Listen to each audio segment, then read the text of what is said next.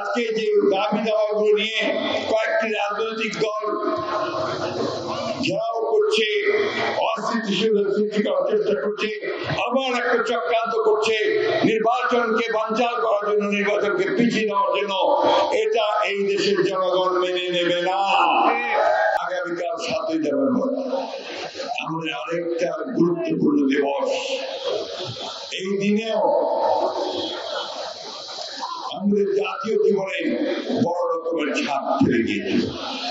এই দিনে বাংলাদেশের দেশপ্রেমিক সৈনিকেরা, দেশপ্রেমিক রাজনৈতিক কর্মীরা, মানুষেরা তারা ঐক্যবদ্ধ হয়ে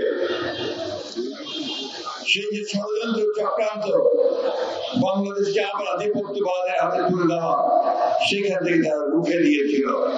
নতুন একটা বাংলাদেশ করার শপথ নিয়ে শহীদ প্রেসিডেন্ট জিয়া রহমানকে রাষ্ট্র পরিচালনার দায়িত্ব দিয়েছে।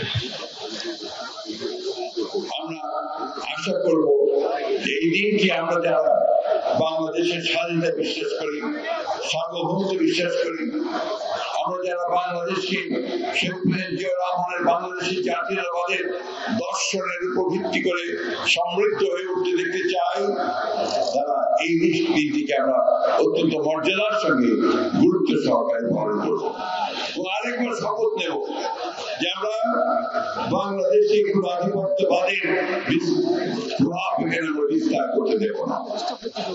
আমরা শপথ নেব যে বাংলাদেশের নিজের পায়ের উপর দাঁড়িয়ে একটা সমৃদ্ধ বাংলাদেশে পরিণত করব। আমরা শপথ নেব যে গণতন্ত্রকে আমরা আর কখনো হরণ করে নিয়ে যেতে দেবো না, মানুষের অধিকারকে হরণ করে নিয়ে যেতে দেবো না। এই বিষয়গুলো আমরা মনে রাখতে হবে। আমাদের নেতা যারা তারেক রহমান 2021 সালে 31 দফা যে একটা প্রস্তাব দিয়েছিলেন রাষ্ট্র কাঠামো পরিবর্তনের, রাষ্ট্রকে গণতান্ত্রিকীকরণের, সেই আলোকে তিনি একটা গণতান্ত্রিকীকরণের লক্ষ্যে তিনি একটা কমিশন, সংস্কার কমিশন করলেন। ভালো কথা, 6টি সংস্কার কমিশন, একটা ঐক্যমত্য কমিশন, প্রায় 1 বছর ধরে তারা সেখানে আলাপ আলোচনা করেছেন, খাওয়া দাওয়া করেছেন, সবকিছু করেছেন। সব শেষে কি করলেন, এই ঐক্যমত্য কমিশন এমন একটা প্রস্তাব জাতির সামনে নিয়ে আসলো যেটা তার কিছুদিন আগেই, কত তারিখে, 17ই কিছুদিন আগে পার্লামেন্টের সামনে সংস্কারগুলোকে সই করলাম, আমরা স্বাক্ষর করলাম সব রাজনৈতিক দলগুলো 17ই অক্টোবর সই হয়ে গেছে। আমরা যে বিষয়গুলোতে একমত হয়ে গেছি সেগুলো সই হয়ে গেছে, আরো সবাই স্বাক্ষর করেছে। তারপরে তারা আবার নতুন নতুন প্রস্তাব নিয়ে এসছে এবং সেই যেগুলো আমরা স্বাক্ষর করেছিলাম সেই প্রস্তাবগুলো ভিন্নভাবে উপস্থাপন করেছে। আমরা বলেছি যে এই ঐক্যমত্য কমিশন সঠিক কাজটি করেনি। আমরা বলেছি যে আমরা যেটা চেয়েছিলাম, যেটা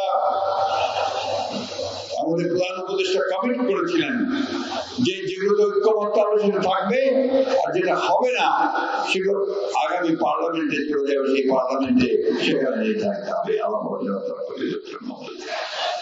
কিন্তু দুর্ভাগ্যের কথা, হঠাৎ করে দেখা গেল যে এই উপদেষ্টা কমিটি তারা একটা উপদেষ্টা মন্ডলী সভা করলেন। সভা করার পরে জনাব আসিফ নজরুল সাহেব জাতিকে জানালেন যে বিষয়গুলো এখনো সমাধান হয়নি সেগুলো সমাধান করার জন্য আমরা রাজনৈতিক দলগুলোকে 7 দিনের সময় দিচ্ছি। এটা ঠিক হয়নি। আপনারা কথা দিয়েছেন, যার জন্য আপনারা প্রায়, আমি যে পত্রিকায় দেখলাম 84 কোটি টাকা না কত টাকা কোটি টাকা খরচ করে আপনারা এই 83 কোটি খরচ করে পত্রিকায় দেখলাম এই আপনার ঐক্যমত্য কমিশন সভাগুলো করেছেন। আমরা তো প্রত্যেকটা সবাই গেছি, প্রত্যেকটা সবাই আমাদের মতামত দিয়েছি।